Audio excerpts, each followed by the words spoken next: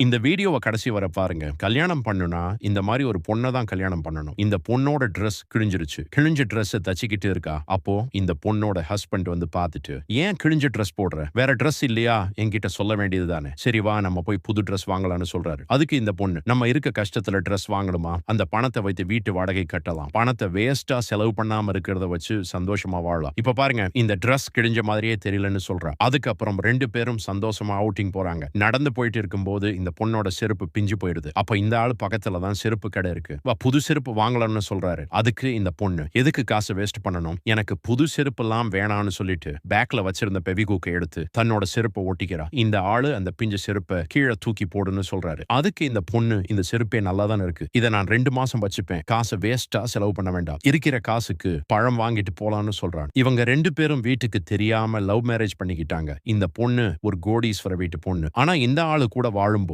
ஒரு ஏழை குடும்பத்து பொண்ணு மாதிரி வாழ்கிறாள். தன்னோட ஹஸ்பண்ட் நிலைமைய புரிஞ்சுகிட்டு சீக்கிரமா வாழ பழகிக்கிறா. அப்புறம் இவங்க 2 பேரும் பழக்கடைக்கு போறாங்க. இந்த பொண்ணு 2, 3 நாள் அழுகிற மாதிரி இருக்க பழத்தை எடுக்கிறா. ஏன்னா அதுதான் விலை கம்மியா இருக்கு. அப்ப இந்த ஆளு, "அது 2 நாள்ல வீணா போகிரும். இந்த பழம் நல்லா இருக்கு. இத வாங்கிக்கலாம்னு" சொல்றாரு. அதுக்கு இந்த பொண்ணு, "ஏன் இந்த பழமே நல்லா தான் இருக்கு. நம்ம 2, 3 நாள்லயே சாப்பிட்டு முடிச்சிடுவோம். இத வாங்கிக்கலாம்னு" சொல்றான். இப்ப 2 பேரும் வீட்டுக்கு வந்ததுக்கு அப்புறம் இந்த பையன் மனைவிய பார்த்து அழுகுறான். "என்ன மன்னிச்சிருமா. நான் எவ்வளவோ ட்ரை பண்ணேன். ஆனா எனக்கு வேலை கிடைக்கல. நான் படிச்சதுக்கான வேலை எங்கேயுமே கிடைக்கல. நான் உன்னை கல்யாணம் பண்ணி இருக்கவே கூடாது. நீ என் கூட வந்து கஷ்டப்படுறதுக்கு பதிலா நீ உங்க அப்பா கூடவே இருந்திருக்கலாம். என்னால உனக்கு கஷ்டம் மட்டும்தான். ஒரு நல்ல ட்ரெஸ் கூட உனக்கு வாங்கி தர முடியல. இந்த ஊர்லயே மிகப்பெரிய பணக்கார வீட்டு பொண்ணு நீ. இப்ப ஒரு ஏழை வீட்டுல வந்து கஷ்டப்படுற. என்னால தாங்கிக்க முடியல. எனக்கு ரொம்ப கஷ்டமா இருக்குன்னு" சொல்றேன். அப்போ இந்த பொண்ணு இந்த பையனோட கண்ணீரை தொடச்சி விட்டு, "நம்ம கிட்ட பணம் தான் இல்ல. ஆனா நம்ம மனசு அளவுல பணக்காரங்க தான். எனக்கு காசு பணம் எல்லாம் முக்கியம் இல்ல. காலம் ஃபுல்லா நான் உன் கூட சந்தோஷமா வாழணும். வெறும் பணம் தானே நம்ம சம்பாதிக்கலாம். அந்த கடவுள் நம்மளுக்கு கண்டிப்பா உதவி பண்ணுவாரு. நான் உன் கூட இருக்க. நீ எதுக்கு கவலைப்படாதடா